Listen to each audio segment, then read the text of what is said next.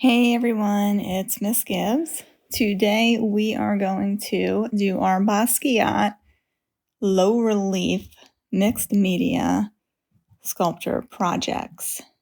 I'm starting out here by taking my piece of cardboard and ripping off some areas so that the inner part of the cardboard is exposed, because I think that gives it a neat look. Next, I'm going to paint the background of the artwork that we're doing. I'm using different colors. You notice the yellow there? I didn't like how the yellow came out, so I decided I was going to make some areas white so I could paint on top of it. See, now I could see that yellow better, that I added some white there. And I'm going to go in and I'm going to paint on top of that also.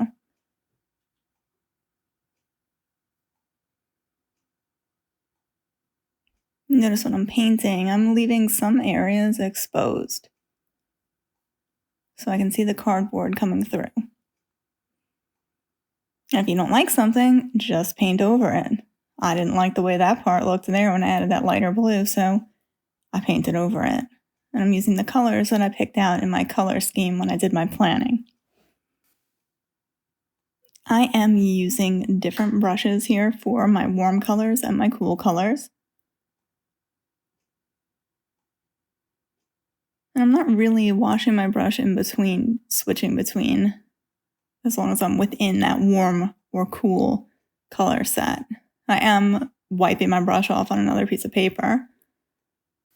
It is a good idea to clean your brush off if you're going to be using white or yellow. We don't want to get other colors in there.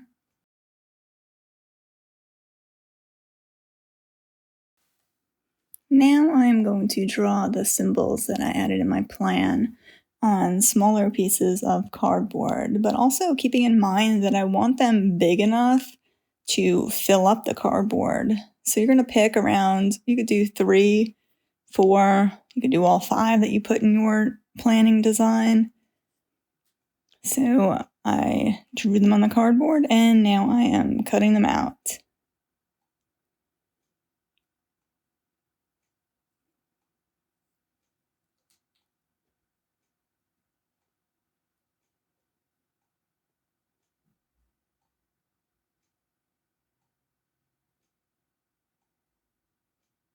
Now that I have the first part cut out, I'm going to pick part of it to make it a little bit more 3D. I'm going to be gluing a piece on top of the piece that I just cut out.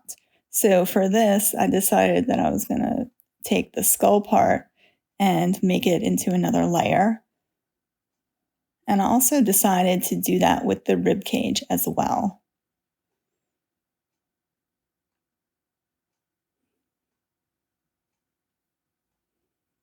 I chose that piece of cardboard because I liked the way that it folded up in the air like that. Thought it would look pretty neat when I glue it down.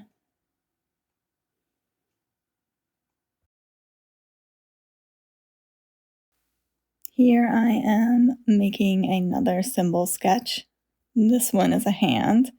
And I'm not really too concerned if it's a bit wonky or if I redraw over parts of it because we're going to be cutting this out. And also, this isn't a realistic representation. It's a symbol. And I wanted to have that rough, kind of rugged look to it.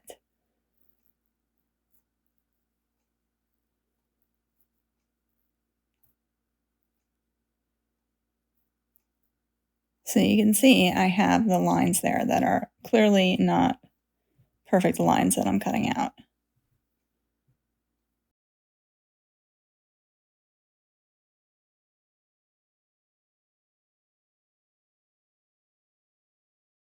After you finish cutting out your pieces, write your name on the back of your symbol pieces before painting them.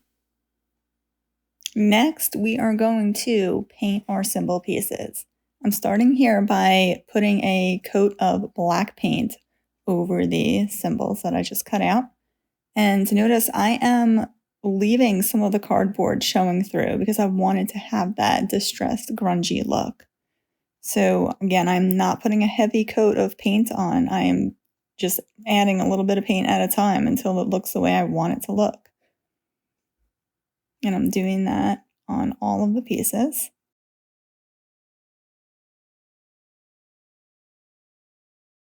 Now I'm adding some more paint and some crayon details to the symbols.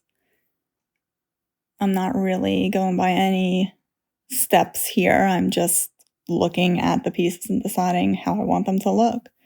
Here, I really didn't like the way the yellow looked when I first put it on, so I did some white and then just put yellow right on top of it.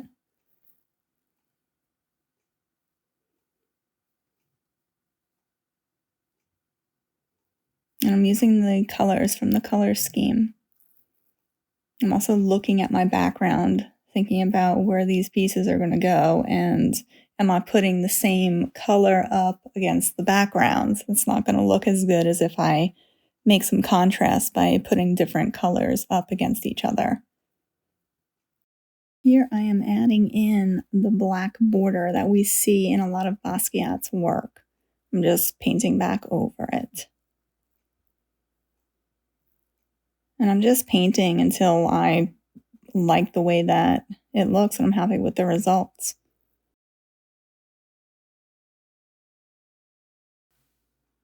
Here I am using a hairdryer to dry what I just painted. That's something I do frequently so that I have a faster workflow. And I don't have to wait for it to dry. I can just keep on going with what I'm doing.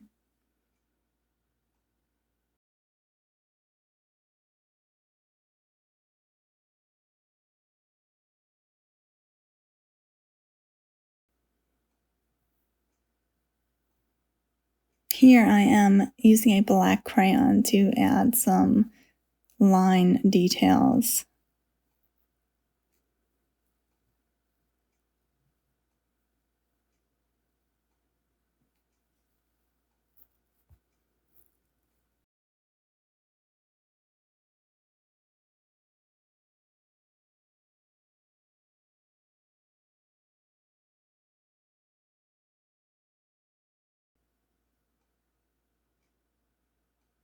I am using a white crayon to add an outline into my symbol shape. That's something that we see a lot in Basquiat's work. So I'm incorporating that here.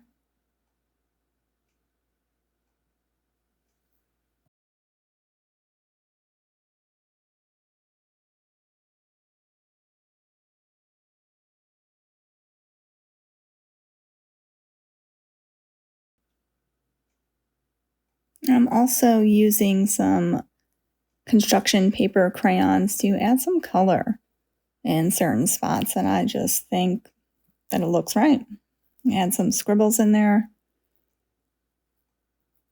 See how it looks, make adjustments, change it up, gives it some more texture.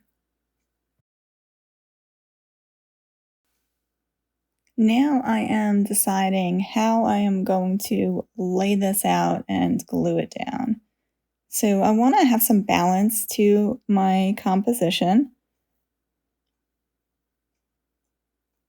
I don't want it to all be lined up in a row or anything like that. I'm making some pieces tilted. I have some coming off the edge.